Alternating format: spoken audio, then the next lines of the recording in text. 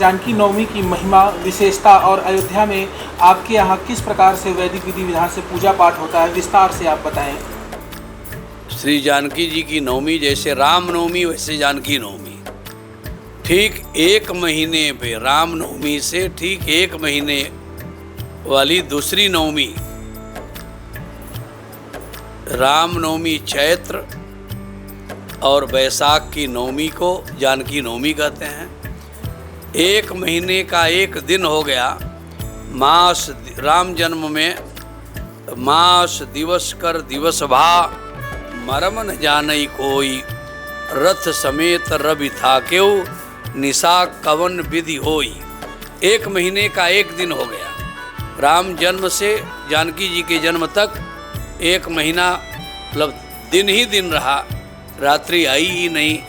कौतुक देखी पतंग बुलाना, एक मास ते ही जात न जाना। एक महीने का एक दिन हो गया। यह रहस्य अद्वितीय रहस्य था जिसको कोई जान नहीं पाया। महारानी जी का भक्ति का आगमन, वही तिथि कल है श्री जानकी नवमी।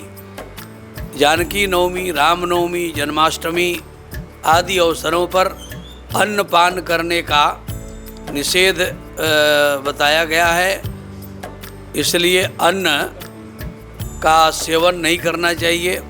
6 अवसरों पर अन्नपान करने वाला प्राणी नरकगामी होता है, ऐसा महाभारत में लिखा हुआ है। रविंदुग्रासे हरिजन्म काले, कन्या प्रदाने द्विज भोजने च, प्राणपयाने हरिवासरे च, यदन्न भोजी नरकम पयाति। सूर्य चंद्र ग्रहण लगा हुआ हो उस समय प्राणी को, जीव को अन्नपान नहीं करना चाहिए। भगवान के जन्म तिथि में रामनवमी, जन्माष्टमी, जानकी जयंती, जानकी नवमी, जन्माष्टमी आदि अवसरों पर अन्नपान नहीं करना चाहिए। कन्या दानकर्ता को, संकल्पकर्ता को कन्यादान जिस दिन किया जाए उस दिन अन्न ग्रहण नहीं करना चाहिए। किसी ब्राह्मण संत को आमंत्रित कर लिए हों, जब तक वो आकर भोजन न कर लें, उनको प्रसाद न ग्रहण करा लीजिए, तब तक स्वयं अन्न ग्रहण नहीं करना चाहिए। और मृतक शरीर घर में पड़ी हुई हो, लाश पड़ी हुई हो, उस समय भी अन्न ग्रहण नहीं करना चाहिए। और हरिवासरे च, एकादशी को, रविंदुग्रासे हरिजन्म काले, कन्या प्रदाने द्विज भोजने च, प्राणपयाने हरिवासरे च, यदन्न भोजी नरकम पयाति। इन 6 अवसरों पर अन्न ग्रहण करने वाला प्राणी नरकगामी होता है। कल जानकी जयंती है, फलहार पावें, प्रसाद पावें। जैसे एकादशी को अन्य व्रत उत्सव में अन्न रहित प्रसाद ग्रहण करते हैं सब, उसी प्रकार से प्रसाद ग्रहण करेंगे। महारानी जानकी जी भक्ति हैं और भक्ति के आगमन के बाद ही सारे विश्व में, जन जन में, कण कण में भक्ति का एक पर्यावरण, भक्ति का समावेश, भक्ति का हृदय में हृदयांगन, ये जीवन को धन्य करने वाली है।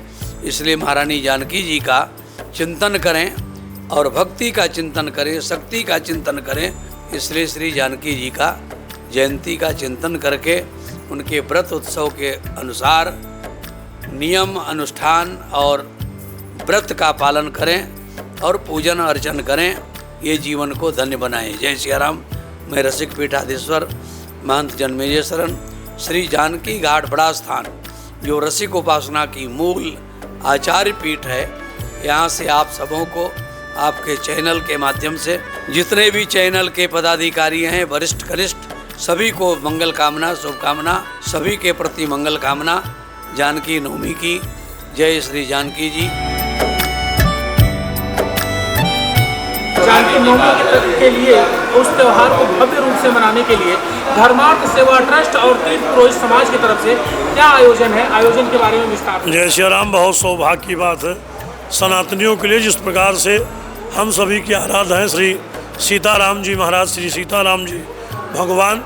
तो चैत्र शुक्ल पक्ष नवमी में भगवान राम जी का अवतार जन्म हुआ है और वैशाख के शुक्ल पक्ष नवमी को माँ जगत जननी जानकी जी का अवतरण भूमि से हुआ, जिसको जनकपुर धाम कहते हैं, जिसमें जनकपुर और पुनौरा में जहाँ मनोरथ पूर्ति हुआ राजा जनक जी महाराज जी का, जिसको पुनौरा कहते हैं। तो नवमी के दिन बहुत ही बड़ा महत्व है और पुनौरा का स्वागत वहाँ खना हुआ है, जहाँ से माँ जगत जननी जानकी भूमि से प्रकट हुई थे।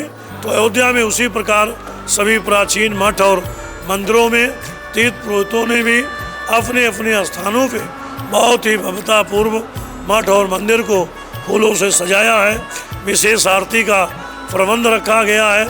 उत्सव मनाने का जो भी संस्कृत कार्यक्रम, भजन, संध्या पूजन इत्यादि करने का, उसके उपरांत भोजन प्रसाद वितरण का कार्य लगातार तैयारियां चल रही है। तो जानकी नवमी में माँ जगत जननी के चरणों में व्रत और उपवास रहने से, इस पूजन और अर्चन बंधन में शामिल होने से समस्त मनोरथ मनुष्य की पूर्ति होती है, वैकुंठ को प्राप्त होता है। ऐसा महत्व, गरिमा, महिमा संतों की वाणी है कि जो भी इस नवमी में शामिल होकर के माँ जगत जननी के अर्चन बंधन करे, उनका समस्त मनोरथ पूर्ति हो। राजेश महाराज, अध्यक्ष अयोध्या तीर्थ पुरोहित, अयोध्या धाम। जय श्री राम।